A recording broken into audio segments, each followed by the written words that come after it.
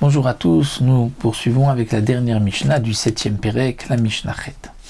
Atzitz nakuv, mekadesh bakerem. La Mishnah vient nous dire quel est le din d'un pot où il y a un trou au fond de ce pot et qu'on a semé de la récolte dans le pot et le pot se trouve dans un kérem, c'est-à-dire parmi les vignes, sous une vigne.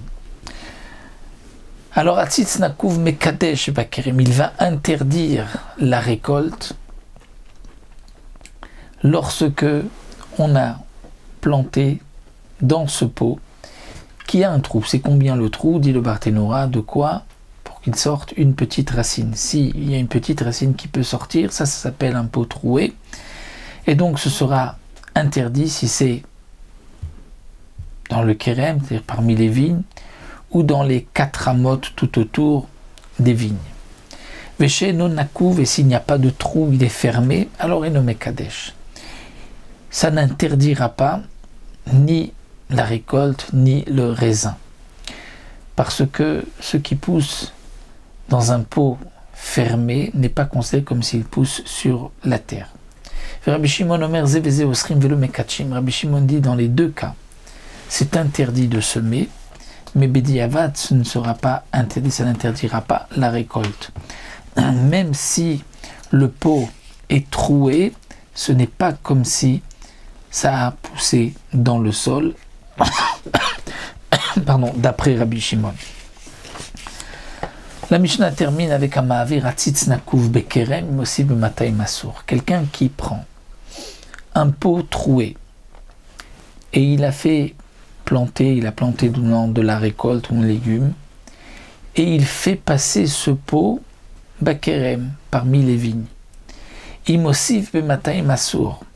Si le temps qu'il a passé, la récolte qu'il y avait dans ce pot a poussé de 1 pour 200 de ce qu'il y avait auparavant, à sourd, la récolte sera interdite.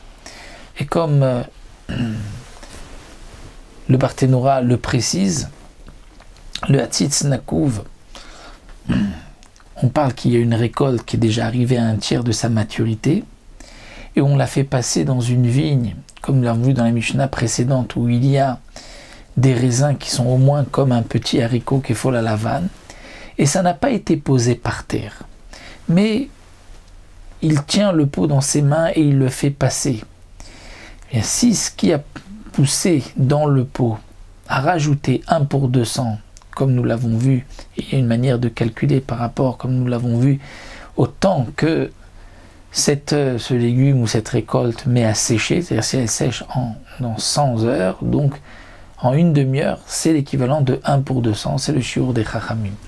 Et bien dans ce cas-là, ce qui a poussé dans le pot sera interdit. Mais dit le Barthénora, les vignes ne seront pas interdites, étant donné qu'il n'a pas posé à côté d'une vigne, bien qu'il a fait le tour, mais il n'est jamais resté sous une vigne le temps que ça pousse 1 pour 200, alors que ce qui était dans le pot, qui a poussé 1 pour 200, ça a poussé à chaque fois, c'était sous une vigne, même si c'était sous une autre vigne, mais il y avait Kélaïm, et donc ce sera interdit.